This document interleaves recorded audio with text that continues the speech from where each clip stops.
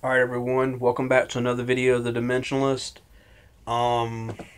Today's topic is about how and why in the future there will be robots and comparable and close to an exact possibility as the androids of the movie Terminator, Terminator 2, of both the Terminator and the Terminator cyborg robots, however you want to term it, from the future that was fighting Terminator and Terminator 2.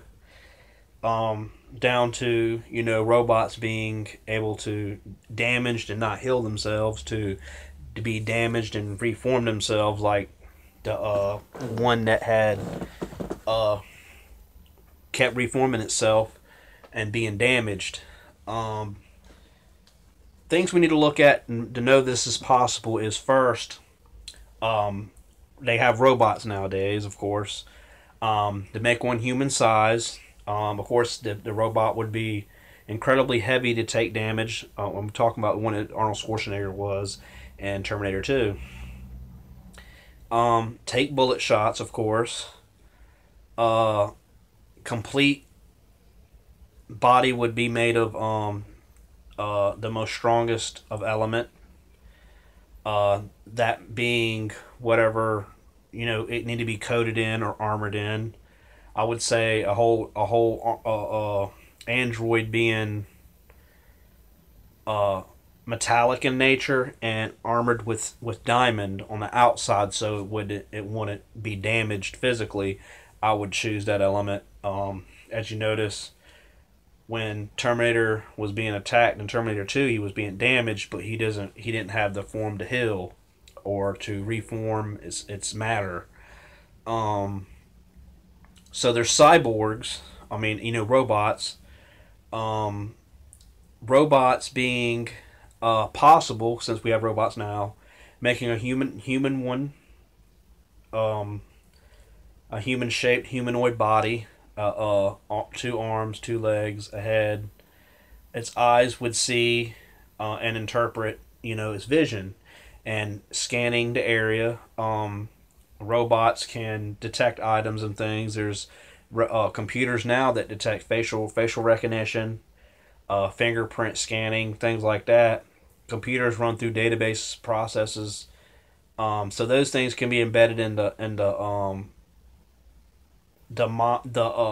robot itself program. Because you have to think about robot is a program. It's a computer acting as a human.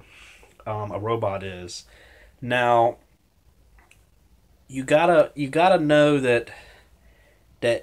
that's possible to that extent.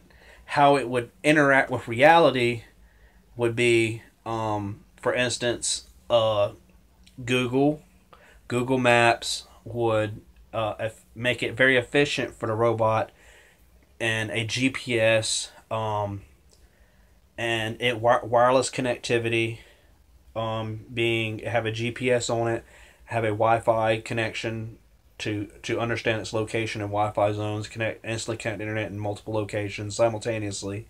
Have a broadband connection, 4G LTE connection. In the future, it might be 5G, 6G, and there might be some other concept of speed at that point embedded in the robot itself for it to pick up and interface with reality. Because Google Maps, if you know your car, where you go, your phone, it knows where it's at, the specific location down to almost the down to the decimal. So all robots got to do is have a GPS that those programs integrated with it, so when it's interfacing reality, it knows where to go. They already got robots to program to go across the room. A robot, all it needs is a lens. His eyes would use lenses like a camera, high definition 4K, to interface reality, facial recognition, zoom in, zoom out. It could analyze objects. There's, like I said, facial recognition. There's object recognition now. There's Google backwards image search, and an image that would automatically bring up results of images, because computer software, the way it's programmed, that can be programmed into an Android, also into a robot.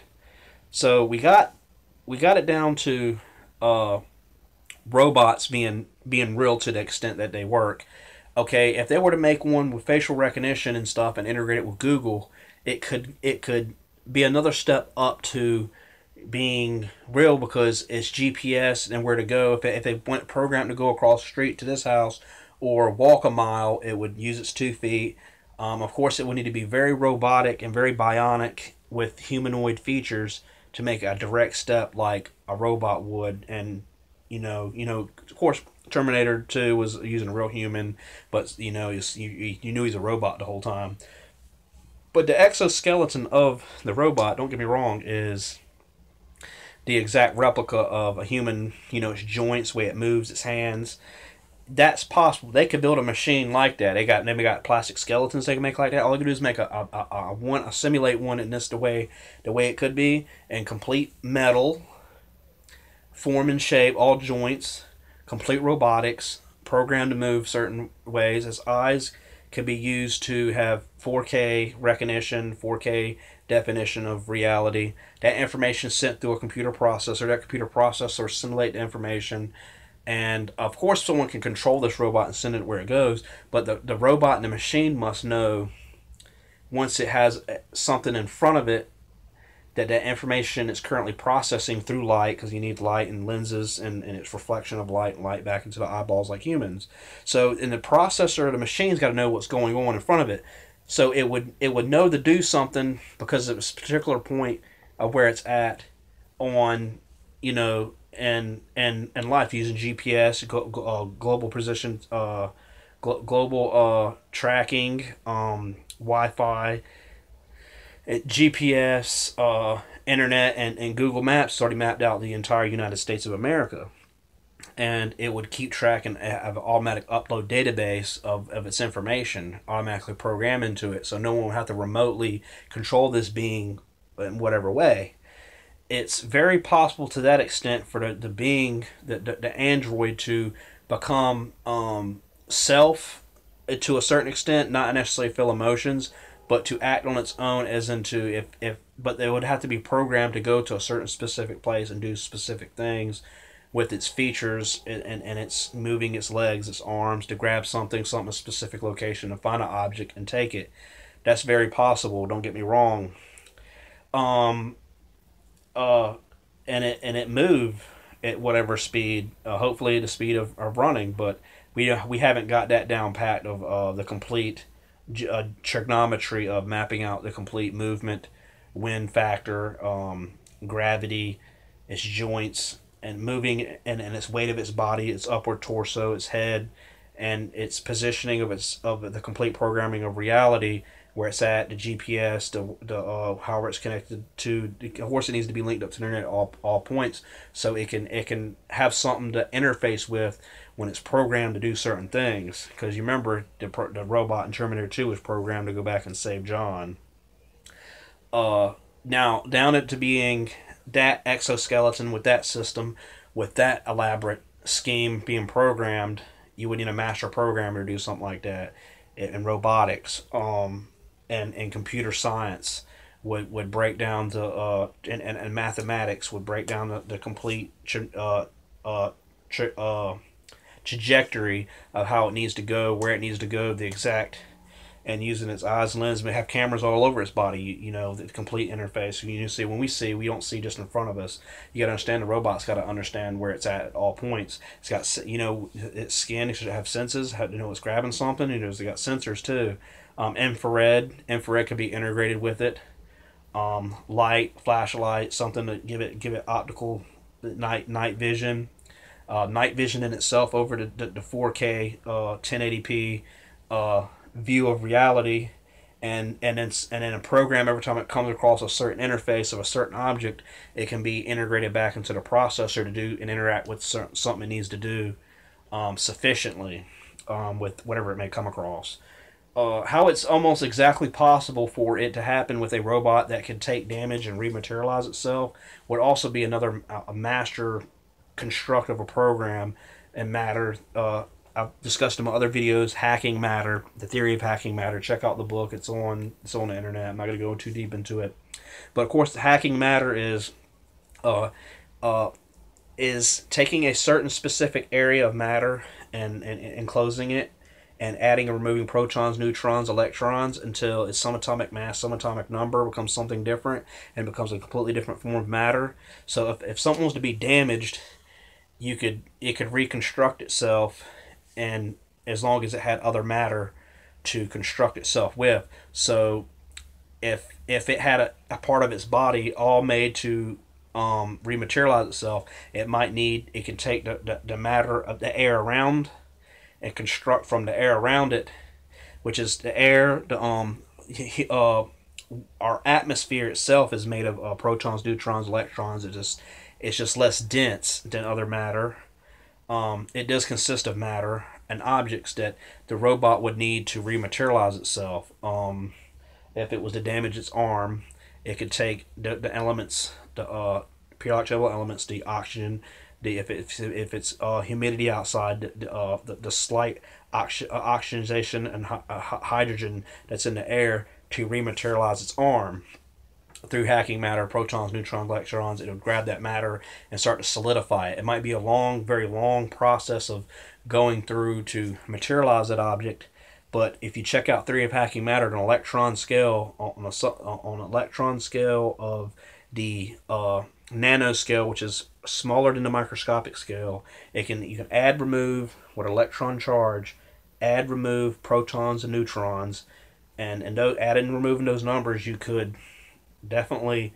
So it would be electronic, and its electrical field is going to create a vortex of energy, a magnetic force to pull in, and a vacuum to bring in and try to condense itself, the air, the object. Because I was thinking maybe it could grab an object and use that to rematerialize to build its own parts through a computer program, encasing it in a box maybe, or a rectangular shaped, because it's the polygonal, the hexagonal, the just regular three-dimensional box has to have a certain specific hold, and its specific programming and hacking matter to know that it can, whatever resources are available to create that matter. Like if it wanted to take, like I said, the air or an object, it could use to if it had like some way to grab an object from the side of its arm to rematerialize its arm if it's damaged, and the build, if it's constructed in such a way, the robot is built in such a way that if it's damaged, the structure could pull itself back into its exact form by using like I said, oxygen, carbon dioxide, and the rest of the elements that are in an atmosphere to contain itself, and it would have to know to rebuild and construct itself in that way for it to go back to its original form. So that's how that's possible. It would take a master engineer, master computer science, and the complete manipulation of the periodic table of elements to get it to what element it needs to go back to when it's damaged, and know it's damaged, and for the robot itself to interface and know when that needs to be done, it needs to be done, because it's all computer program doing that. You got to remember that when it comes to that movie. And it would still interface to where it goes. So the whole thing wouldn't be if its brain is the processor and everything. The whole Android needs to be the entire, has multi processors and all the different locations, all interfacing and merging in its own interface in every single section of its body. So if it's damaged, it can remanipulate itself on that level. So the theory of hacking matter, along with, we have the science to build a robot, make it move a certain way, move across the room. That's possible. It's very possible. Robotics have got to the point of making a very small replica of a robot moving in the exact joints configuration of the human being. So just keep that in mind, that that's very possible. You got to remember, what supermatching refraction is, invisibility, is using camera lenses, microscopic camera lenses, to pull one side of the light spectrum onto the other side of its object to make it come invisible. So you do some research on supermatching refraction, and for the robot, if itself wanted to be camouflaged, it would use its area under itself and be able to reflect the light that's below it, the objects below it, and bring that into its spectrum then. But that will be coming into shape shifting, more hacking matter, more manipulation of the matter, it changing, it's shape shifting, it's moving its certain parts, joints, like a transformer in a sense. Because there's cars that pull out, come in, like doors and things. It's like a door. One door opens, other door opens. If it goes this way, it can close this way, open that way. It's like that in a sense, but with a android wanting to stay in physicality to know it's programmed to do those things. I don't know as go as far as finding a person. It could robot, but it would go simulate and do facial recognition. Is this the person? Is this the person? And go through the eyes, the nose, the mouth, where the mouth's located, the ears where they're from the eyes to the nose, and complete scanning of that. So that's the android would have to know a specific date, to know how to interface with any and all objects and be programmed, and the universal life of everything, in order to be on a mission to actually be just like damn Terminator 2.